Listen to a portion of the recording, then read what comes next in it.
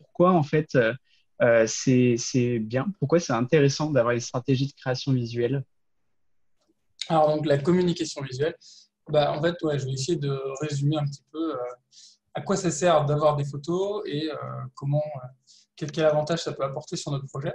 Donc, bah, tout simplement, on le sait tous, hein, quand on a le choix entre deux offres, quand on cherche un service ou un produit, on va sur les sites internet, on va consulter les sites web. Et en fait, il y a des chances pour que celui qui a les photos les plus jolies, les plus professionnelles, en fait, elles vont être plus rassurantes et elles vont créer de la confiance. Donc moi, je pense qu'une première chose, c'est ça, c'est permettre à son projet d'avoir une image plus, entre guillemets, sérieuse, enfin pas au sens vraiment sérieux, mais plus aboutie, plus établie. Et donc, ça va permettre à la fois de créer de la confiance et de se démarquer aussi. Parce qu'il y a des projets donc, qui utilisent, comme j'en parlais sur LinkedIn, et c'est normal au début, hein, des images, un peu des banques d'images gratuites. Mais là, l'idée, ça va être de travailler sur des images personnalisées qui vont vraiment nous correspondre, donc qui vont avec ce qu'on a envie d'envoyer, qui vont être alignés avec ce qu'on propose finalement. Et deuxièmement, ça rejoint le concept de valeur perçue. C'est-à-dire que quand on a une offre, les gens vont s'en faire une image avant d'avoir essayé notre service ou notre produit. En fait, c'est imaginaire finalement la valeur de ça. Donc ça dépend de comment ils vont le percevoir. Et donc des images en fait professionnelles, ça va augmenter la valeur perçue de quelque chose. Donc j'ai un exemple tout simple. Moi j'ai une amie en ce moment qui se lance dans les savons maison, donc des savons D'accord. de main, etc.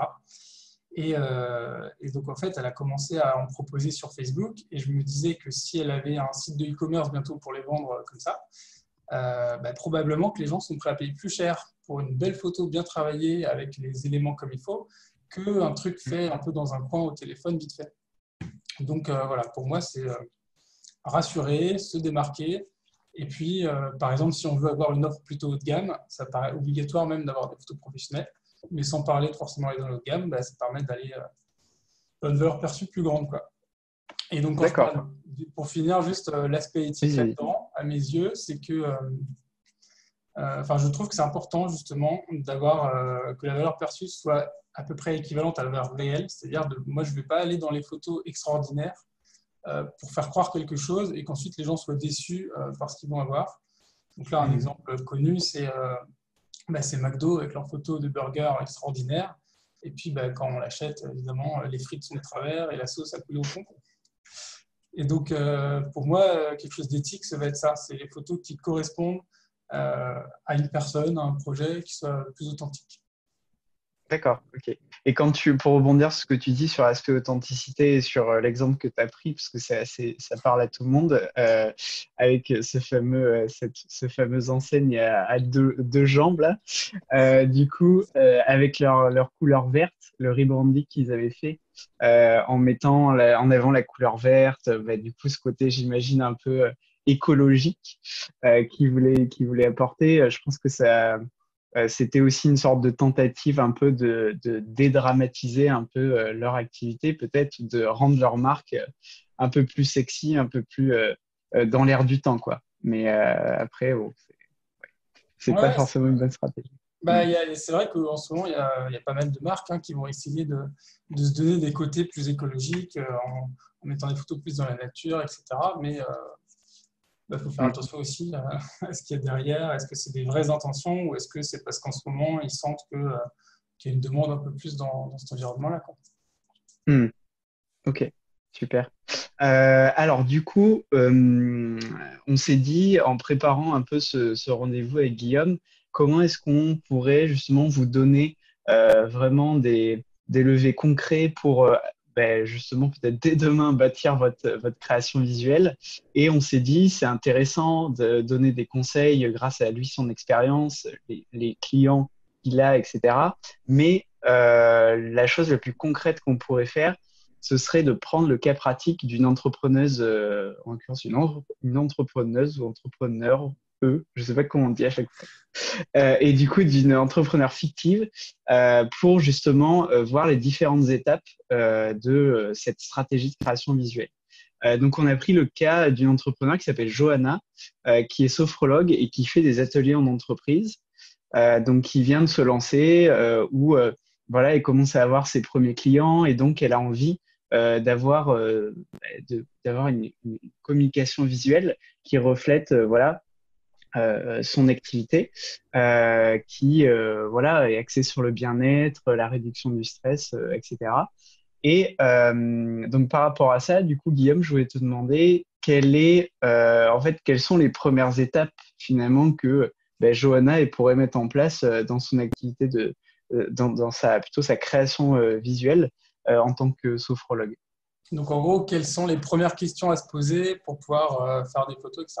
Alors, donc, dans un premier temps, je pense qu'il peut être intéressant finalement, c'est comme on parlait d'images authentiques, c'est de concevoir des images qui vont vraiment correspondre à ce qui est fait. Donc, moi, par exemple, si je travaille avec elle, les premières questions que je pourrais lui poser, c'est qu'elle se demande quel est mon rôle à travers mon métier, pour qui et avec qui est-ce que j'ai envie de travailler. En fait, c'est des questions un peu marketing, on va dire. Qu'est-ce que j'apporte à mes clients? Et aussi des questions plus personnelles du type quelles sont mes valeurs, comment je me perçois, etc. Donc, à mes yeux, pour avoir des visuels en fait, qui sont vraiment cohérents avec son activité, qui vont être du coup plus impactants, il y a une démarche d'abord de mieux se connaître pour ensuite pouvoir communiquer Ok. justement avec sincérité et authenticité. Donc déjà un certain nombre de questions à se poser en amont. Et d'ailleurs, je trouve aussi que c'est ce qui permet d'aller vers une communication plus éthique, c'est-à-dire qui va vraiment refléter ce qu'on fait et pas quelque chose qui va être inventé, construit parce qu'on aimerait être. Et donc en fait, je pense que ça part, je vais peut-être un peu loin, mais d'une sorte d'introspection Mm. pour avoir vraiment pour pouvoir chercher, donc par exemple, si on ne fait pas tout seul, pour pouvoir apporter à l'autre des éléments qui puissent savoir un petit peu ce qu'il va devoir capter et faire transparaître dans les images. Mm. Et donc après, une des premières questions qu'on pourrait lui poser aussi, c'est quel bénéfice va apporter son activité à ses clients. Et ensuite, l'idée, c'est que les gens puissent, en regardant des photos comme ça, se projeter et avoir une idée de comment ça se passe aussi. Donc, par exemple, ce serait faire des photos pour montrer une séance de sophrologie idéale, dans son cas. Ok. Donc, elle, par exemple, elle pourrait imaginer, après, s'il y en a qui ont des idées, ils peuvent bien sûr juste dire un ou deux mots, mais moi, ce que je verrais, c'est, dans un premier temps, créer du bien-être et réduire le stress. Donc, un peu le Mm. métier de la sophrologie. Et donc, l'idée, ça va être de créer des images qui vont permettre de montrer vraiment le déroulement d'une séance pour qu'on puisse se projeter, parce qu'autant un texte, ça peut permettre en lisant, en 30 secondes, peut-être d'avoir une idée. Mais une photo, ça permet tout de suite d'imaginer à quoi ça va ressembler, quel type de personne il y aura, comment les gens sont habillés, combien il y a de personnes, etc. Donc ça, toujours dans l'idée de rassurer. Ok. Et donc là, on ferait une liste en fait, par exemple, voilà, un atelier de sophrologie, ça peut servir à se détendre, se recentrer, gérer son stress. Et on verrait finalement qu'est-ce qu'on veut déjà mettre en image. Ok. Oui, donc finalement, c'est se poser la question quel problème en fait je résous, par exemple pour mon client idéal. Quand tu dis bénéfice, c'est justement quel, euh, quel résultat en fait, quel résultat il va obtenir. Donc par exemple dans le cas du stress, justement diminution du stress. Euh, euh, Justement augmenter la jauge de bien-être et diminuer la jauge de stress. Donc, c'est tout ce genre de questions-là. Hum, c'est exactement ça. Ouais. Et Ok, donc, l'idée, ça pourrait être de faire un peu un brainstorming finalement et se demander donc, qu'est-ce que les photos doivent dégager, et donc avec un peu des mots-clés.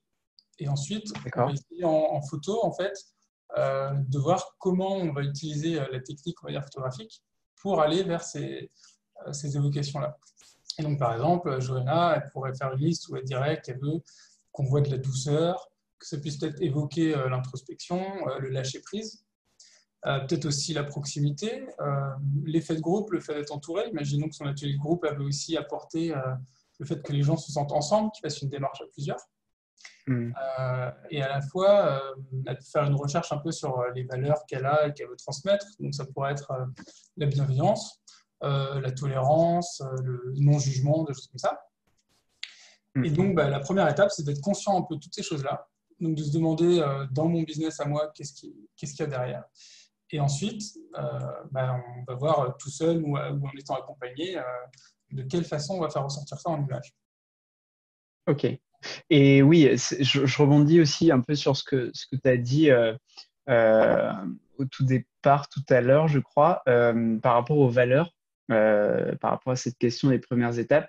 Et je pense qu'effectivement, le côté introspection, parce que souvent, quand on démarre une activité, enfin en tout cas, moi, je le vois dans les thérapeutes que j'accompagne, les clients que j'ai, effectivement, il y a beaucoup de valeurs personnelles en fait, qui s'appliquent aux valeurs de leur entreprise.